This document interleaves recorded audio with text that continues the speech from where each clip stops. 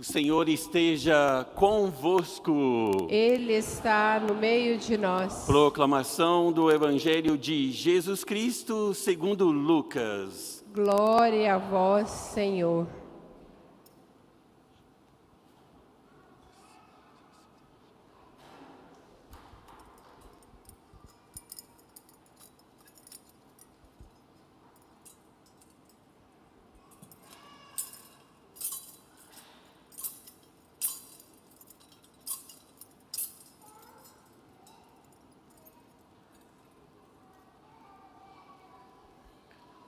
Naqueles dias, Maria partiu para a região montanhosa, dirigindo-se apressadamente a uma cidade da Judéia.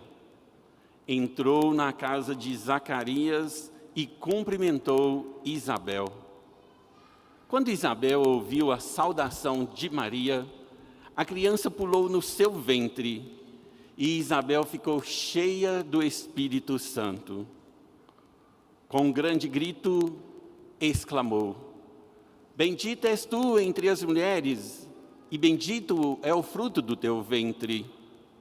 Como posso merecer que a mãe do meu Senhor me venha visitar? Logo que a tua saudação chegou aos meus ouvidos, a criança pulou de alegria no meu ventre. Bem-aventurada aquela que acreditou, porque será cumprido o que o Senhor lhe prometeu. Palavra da salvação. Glória a vós, Senhor. Que as palavras do Santo Evangelho perdoem os nossos pecados. Amém.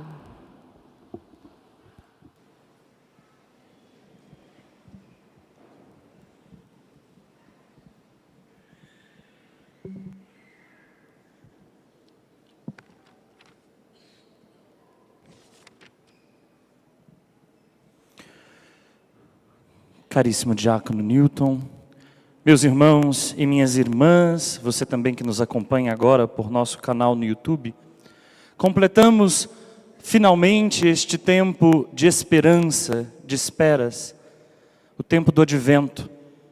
Estamos preparados, assim cremos, para a visita de nosso Deus. Sim, Deus nos visita. Nós falhamos de inúmeras maneiras na nossa tentativa de ir ao encontro de Deus. Para ir ao encontro de Deus, nós construímos as torres do nosso orgulho, da nossa arrogância e autossuficiência. Para ir até Deus, nós muitas vezes tentamos nos fazer deuses. Para ir até Deus, nós muitas vezes quisemos ocupar o seu lugar. A nossa tentativa de ir ao encontro de Deus não era uma tentativa de relação com Ele, mas era a ambição mais desumana do nosso coração. Deixarmos de ser gente e querermos ser deuses. Pois Deus mesmo faz o caminho inverso.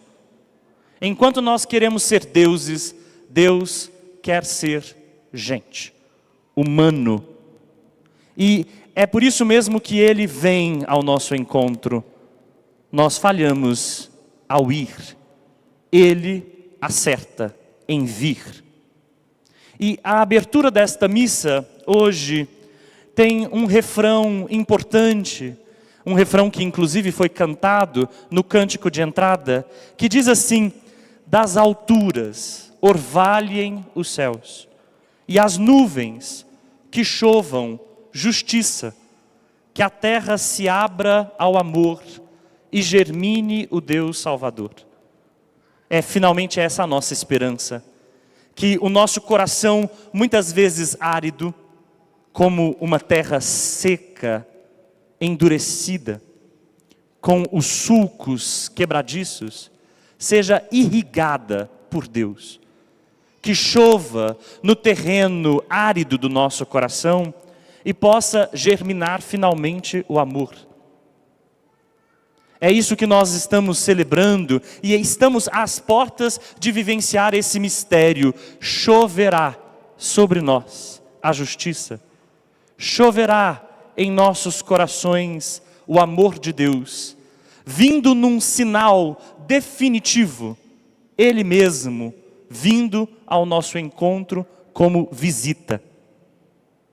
Então, tudo está justamente no grave instante de abrir-lhe as portas, de dar-lhe hospedaria em nossa vida e em nosso coração. Tudo se resume nesta grande questão: abriremos as portas ao Salvador, ou Ele seguirá não encontrando lugar em nós e em nossa vida? Deixaremos que a chuva empape as nossas terras? Deixaremos que o orvalho regue o solo ressequido da nossa vida? Ou continuaremos a abrir os guarda-chuvas da nossa impiedade, a vestir as capas de chuva do nosso desprezo e da nossa indiferença ao Senhor? Ele vem, ainda assim. Ele nos visita insistentemente, e é sobre isso a liturgia de hoje, quando ela nos põe diante de uma cena delicada, a cena de uma mulher que vai visitar outra. Duas mulheres, afinal, marcadas pelo impossível. Uma era uma jovem virgem, a outra era uma idosa estéril. Na vida dessas mulheres, o impossível estava grafado, mas Deus, ao visitá-las, muda a história. Ao visitá-las, transforma essas duas mulheres em protagonistas da história. Maria, aquela que vai trazer em seu ventre o próprio Salvador, e Isabel, aquela que vai trazer em seu ventre o maior dos profetas nascidos de mulher. Este encontro, esta visita, não é uma visita de comadres, não. É a visita de uma mulher que está motivada pela palavra que carrega em seu ventre. É a palavra que a movimenta. Essa mesma palavra que ela recebeu em seu seio, põe os seus pés apressados e a coloca em serviço, a serviço. Afinal, é a palavra de Deus que é missionária desde o princípio. A palavra de Deus faz um caminho missionário desde a sua origem. Já no ventre de sua mãe, a palavra feita carne já está agindo, já é missionária, já põe a serviço. E Maria, como é toda serviu a essa palavra, como é toda tomada por essa palavra, serve inteiramente a ela, se deixa mover por essa palavra. Esta palavra leva alegria por onde passa. E é por isso que ao chegar na casa de Isabel, Isabel se vê tomada pelo Espírito Santo, ficou cheia do Espírito Santo, o texto diz. Cheia da alegria do Espírito, ela escuta a saudação de Maria, que muito provavelmente é a saudação da paz. A paz esteja convosco. Essa é a saudação de um bom judeu. Então, Maria é arauta da paz e arauta da alegria, dessa palavra que já está em seu ventre. Mas o que nos cabe aqui pensar é que essa visita não é apenas a visita de uma mulher a outra, mas é a visita do Senhor, da palavra encarnada. É a visita de Deus, já atuante, mesmo no ventre de sua mãe. Essa visita é a visita do esperado. Vamos nos lembrar que Isabel representa toda a esperança de um povo. Isabel representa a expectativa de ver o Messias. Ela representa a espera de uma Israel inteira que anseia pela salvação. Portanto, é uma mulher que representa um povo. Enquanto isso, Maria representa a chegada do Salvador. Representa a porta que se abre para que o Salvador chegue. O esperado chegou. A espera e o esperado se encontram. A antiga aliança e a nova. Isabel como representante da antiga aliança e Maria como representante da nova aliança. Vejam que visita nós recebemos, portanto, e nós receberemos neste Natal. Trata-se de deixar entrar em nosso coração a alegria. Trata-se de deixar entrar no nosso coração a paz. Afinal, se nós olharmos para a expectativa mais antiga do povo, nós encontraremos os ecos dessa expectativa na profecia que nós escutamos na primeira leitura de hoje, lá do texto do profeta Miqueias. Ele diz assim que Belém de Éfrata não é a menor das cidades, ou apesar de ser a menor de todas as cidades, é de lá que sairá o Salvador. Sim, de Belém. Vocês devem saber que Belém significa a casa do pão. É da casa do pão que nos virá o pão do céu.